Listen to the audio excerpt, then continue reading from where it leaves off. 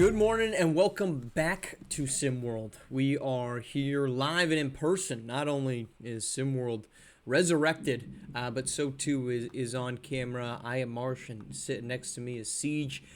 Good morning, Siege. Welcome back. How are you? Morning, Marsh. I'm excited. I'm invigorated. Look, here we are. Didn't even think we'd be in the studio today, so now we're on camera in the studio. Crazy stuff. It's crazy how life works. Just a switch up. You know, if there's anything I've ever learned in life, it's that it's not today, right? You have no idea what's going to happen in the next 24 hours. As much as you can plan for things, and maybe 8 times out of 10, something that you expect to happen does happen in the next day. But as often as not, things go differently. Before we jump in, we're going to do a couple hot takes ahead of the SimWorld U season, just because thought we were going to be in the nostalgic mood. Any fond memories for you? Any highlights from the first 3 seasons, 5 years of SimWorld U and SimWorld Prep and SimWorld Sports as a whole that stand out? I think I gotta say number one for me, and I know maybe it hasn't been long enough for some people to look at it the way I do, but the Trey Hyman debacle for me is up there as one of the most iconic moments Yeah. in SimWorld. It was crazy, especially because like the kind of national attention and coverage this thing got of this high Oh, schooler gambling on games. First of all, what games is he gambling on? I never really his got the full games. story on. What Yeah, bookie is doing high who, school games? who was taking bets on SimWorld Prep games? I don't know, but it was good. And the national attention. I know he was a highly touted prospect. Likely would have been the number one guy going into his senior year and out of his senior year, like very, very well. So the kind of guy who, 10 years ago could have gone straight to the NBA probably, SWBA probably. So I get it. I get why everyone was crazy, but also there's no way he's the only high schooler who's gambling out there. But anyways, it was great. It was a debacle. It brought people together. It brought some people together with hatred, and it brought some people together in discussion. And for me, that was a moment that I'll just never forget. And then I heard he was selling those shirts um, at the Trey J SummerSlam. That's awesome. I just, it's not awesome, but it was an awesome moment in my head. It's a bold decision. Yeah, I mean, this was right during the Jonte Porter period, and then you see everything else that's come out with professional athletes gambling. From um, Malik Beasley most recently, and then the Guardians pitcher who got, who throws the ball in the dirt when it was odds of first pitch, third inning, ball or strike. I mean, it's fascinating. It's certainly fascinating the number of guys that have has been revealed. So Trey Hyman, as it turns out, was never the only one, but certainly far from it. At the end of the day, to me, and I believe it was Levin Cutler, but Coach Assad Drayton is going to correct me if I'm wrong here. But it was the 11-point comeback by Beast of the East to defeat Southeast Select. I think it was 11 points in the final 90 seconds of the race to one back in season one. And I believe there was a game-saving block. I can't remember if that was in the championship game against Southeast Select or against the Originators, but the game-saving block from Levin Cutler that pushed Beasts of the East to the win. You don't often get game-winning blocks, and I just remember that one. Coach Drayton, I'm sure, remembers it. I confused the championship game with the semifinal there, but that run, that 11-point comeback, I mean, that was done. That was supposed to be Brett Lee's championship season after making it for the second straight year. And they crumble in the end, and that's the legacy that Trey Turner leaves behind in SimWorld Prep. There was some terrible. If I remember correctly, that was the game Terrible play where call. there was some terrible coaching decisions And Gabe Pope, in I that think, was on fourth the quarter. bench, right, for all of it. Fareed Gabe Redmond Pope got was on rolling. the end, and you heard Gabe Pope talk about it afterwards, talking about we always play Terrell Pearson in the fourth. I don't play late in the game like that, whatever. But it was questionable. It was almost it was his game to lose, like you said. Everyone kind of expected this is Southeast Select back to back year, like time to actually win one. That Right. was that was that was insane. The whole run was insane. Yes. All right. Those are the highlights, but more highlights to come. I mean, look, plenty of them from, Xavier's run last season, the dominance of UCLA. Throw the Johnny Baldwin 43-point masterpiece, and now people are are somehow thinking that's a bad pick by the Brooklyn Nets. I mean, that's how far we've come. Johnny Baldwin, 43 points, SimWorld record. Is that still the SimWorld record? SimWorld prep record? I'm not sure if somebody's eclipsed it, but I want to say it is. that guy's now in the SWBA. First round draft pick by the Brooklyn Nets alongside Mackenzie Mbako, former Gotham Fiver, next to Bam Wallace. Where was Bam at? I can't remember where Bam. I'm not an encyclopedia at the prep level, but the Tar Heels native or the Tar Heels alum. He's not an alum. Former Tar Heel. There we go. All right, there's plenty more memories to make. We look forward to making them here in the coming weeks and months. Here that SimWorld is resurrected. So if SimWorld's resurrected, we got to resurrect some hot takes, which means the SimWorld U season is in fact rolling on. I've got a whole little series that I'm doing with Sniper J that will obviously continue. But Siege, I'm curious if you have any bold takes, bold predictions, maybe out of left field opinions on the upcoming SimWorld U season. I could think of a couple. My first one is, and this is coming from a guy who has my Alabama bias, as you know. Hot take for me, I don't think DJ Childs improves his draft stock this year by coming back. I think he might actually fall to being a second round guy. My reasoning, I know you don't usually give too many reasons for a hot take, but to be honest, my reasoning being the roster got stacked with more guys who are more have to have the ball in their hands. You're talking Almighty Saul. You're talking Kai Killens. To me, DJ Childs has kind of been thrust into a role where he might be one of their better perimeter shooters. Now they've got a couple other guys who can shoot from outside, but I think they've brought in other guys who are going to take minutes and are not quite the Quincy Henderson types or the DeJuan Epps types who are very good without the ball and just all around great role players. They brought in guys who are, for lack of a better word, like offensive stars. And for me, I just don't think it's going to be DJ Childs' show to run. I think he's going to be an integral part of the team, and I think he's going to make the team better. I don't think he's going to have a bad year, but I think for what his initial kind of profile was as an SWBA player, I don't think coming back is going to help him. I know he fell this past year, but I don't think he's going to rocket back up to a potential lottery pick like he once was. I think there's too much going on in Tuscaloosa. I think there's too many other guys who are going to eclipse him as maybe the number one scoring option. Yeah, I mean, DJ, last season is so tough to judge on Childs because he had such a great year the year before. He has the ankle injury early on. He misses all of training camp, and when he comes back, he just never looks like himself. But the problem is that all of his, percentages were just terrible. 39% from the floor, 31% from deep, and then to me the ultimate indicator of this is the ceiling is 57% from the free throw line. You don't shoot 57% from the free throw line because of an ankle injury. It's the most stationary thing you can do on a basketball court. And while DJ Childs is a really good facilitator, he's a really good defender, to me he profiles as a Gary Payton Jr. type of player at the next level. Smaller at 6'2", can defend an opposing point guard regardless of the size, is smart with the basketball, but he's extremely limited on the offensive end. In the same way like Bruce Brown with back to the Denver Nuggets. That's where DJ Childs profiles to me, and it's part of why I was so surprised that he came back to what you said. This team didn't get worse, right? They got a heck of a lot better. And I just don't see... It's hard for me to say better because you do lose guys who are SWBA caliber guys who are more kind of team oriented. So I think they got different, and so it'll be interesting. That's another thing. It'll be interesting to see what their team looks like, what the scheme looks like, all of that. But they got way different, and you could say better in terms of the talent. I think talent wise they got better for sure. They got better top end talent, and what they didn't do is they didn't.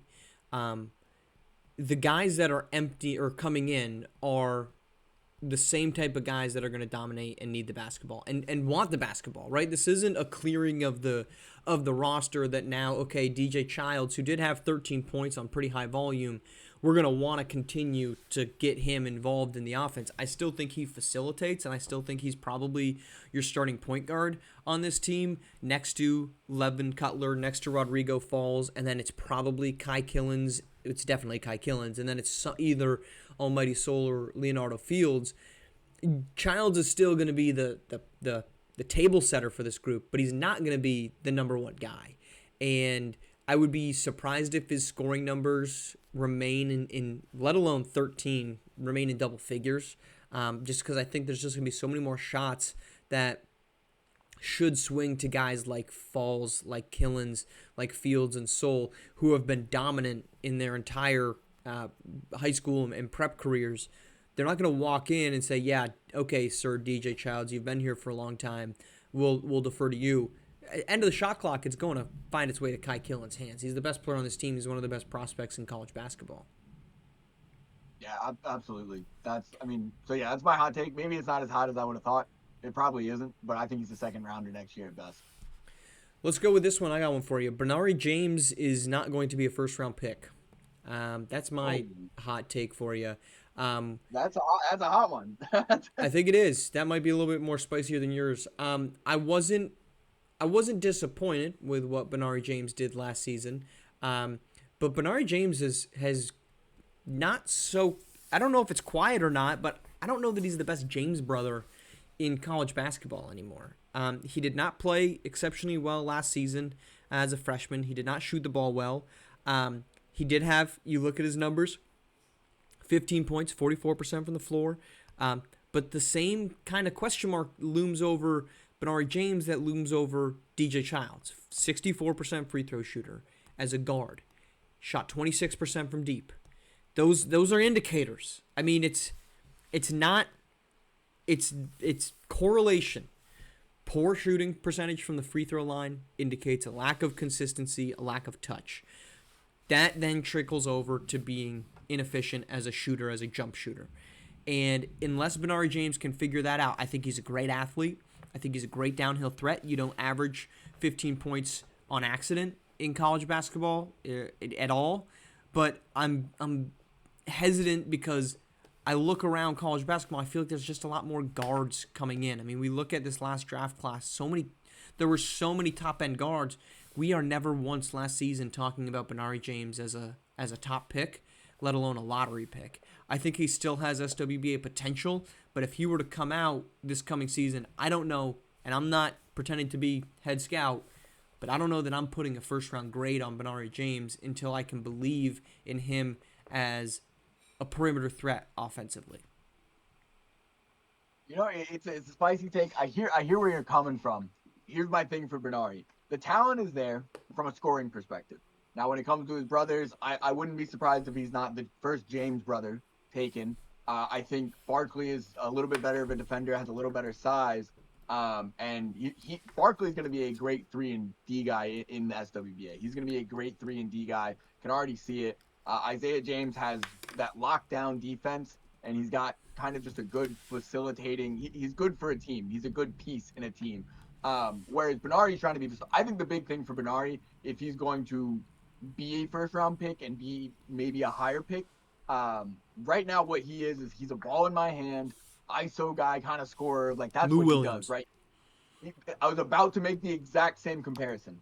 He could be a Lou Williams. He will never be a Steph. He won't be one of the higher profile scorers, but Lou Williams is a guy he could be. Now, for me, though, what needs to happen for him to keep his draft stock up is the mentality. We know that Benari James could have gone to some much bigger schools, much bigger programs, and been a part of a team.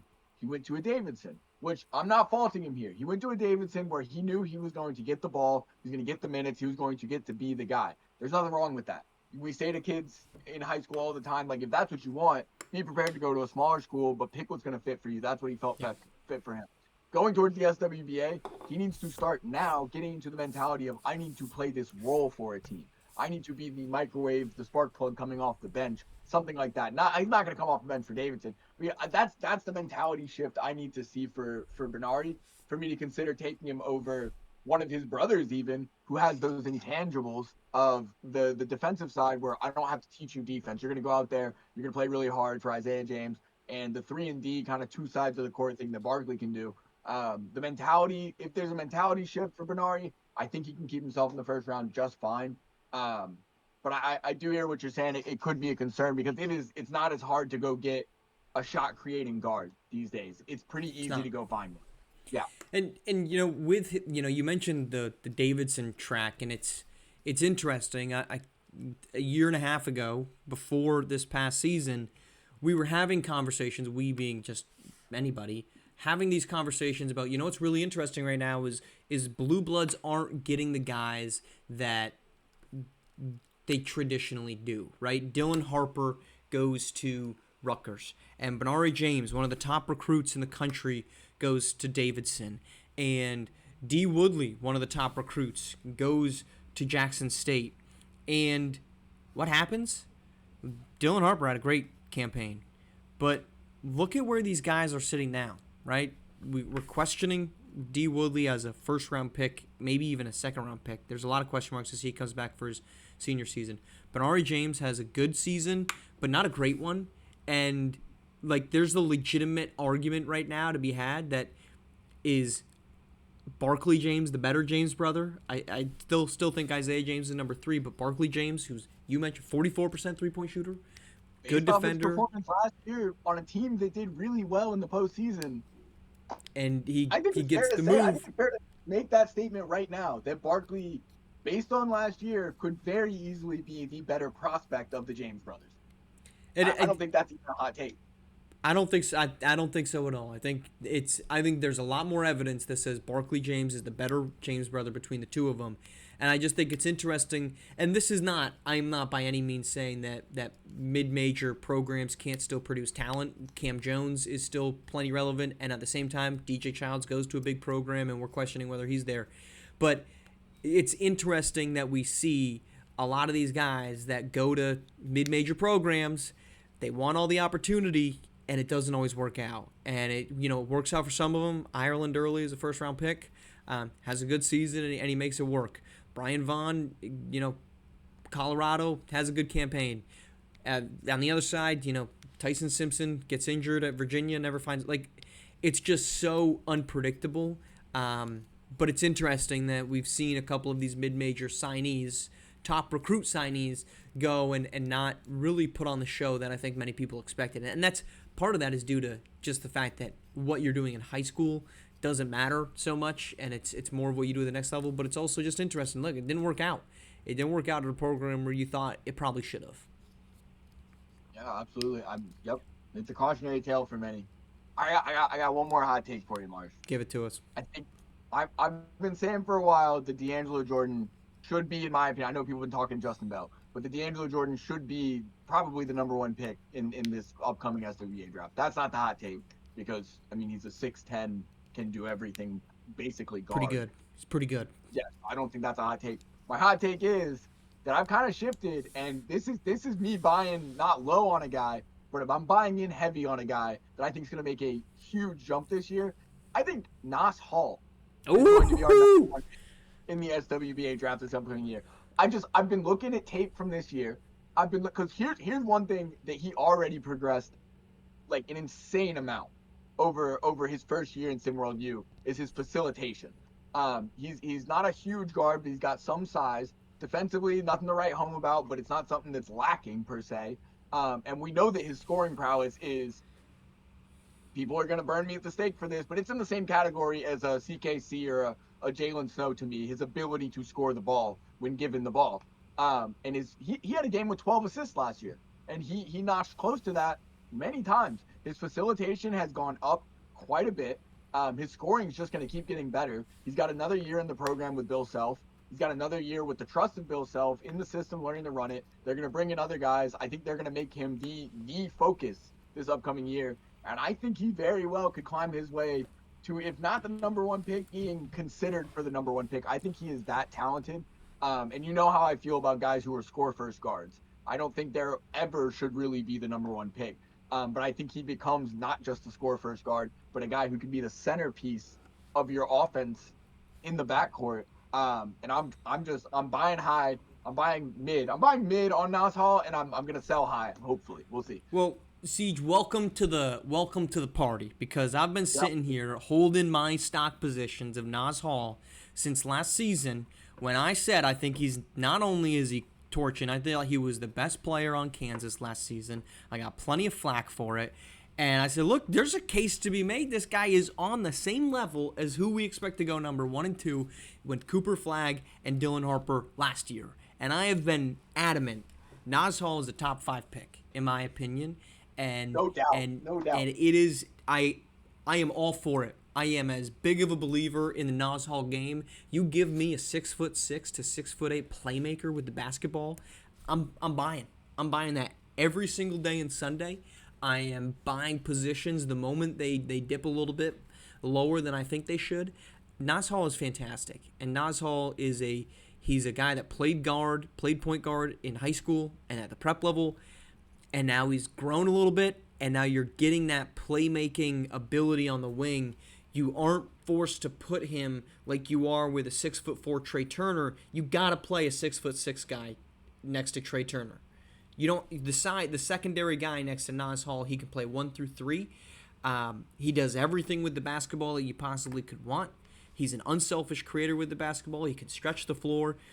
To me, he is fantastic. And if you're any of these teams that, like, we expect to see Charlotte, we expect to see Utah, Washington, maybe New Orleans as like the 4 team. Well, New Orleans, that pick's going to Atlanta, but the 3 teams that have their first round pick next season are probably all trying to get to the bottom of the draft. And if I'm sitting there and I'm saying I compare Cooper King-Cross or Jalen Snow with Nas Hall, that's a win for me. That's a win for me because I'm getting a dynamic playmaker with the ball in his hands.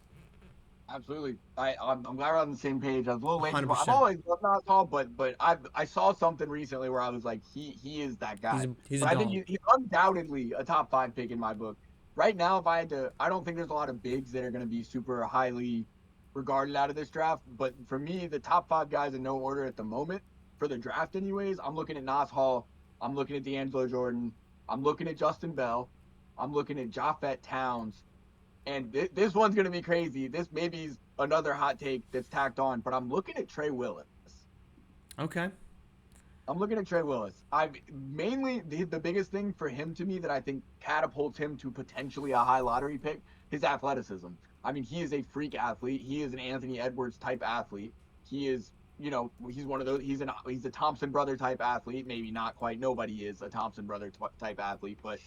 And the way he was able to mature last year, I think he could be a top 5 pick. There's a little extra hot take thrown in there for you, but I think those are the guys we're going to be looking at and talking about as the top 5 guys in some order at the moment, anyways.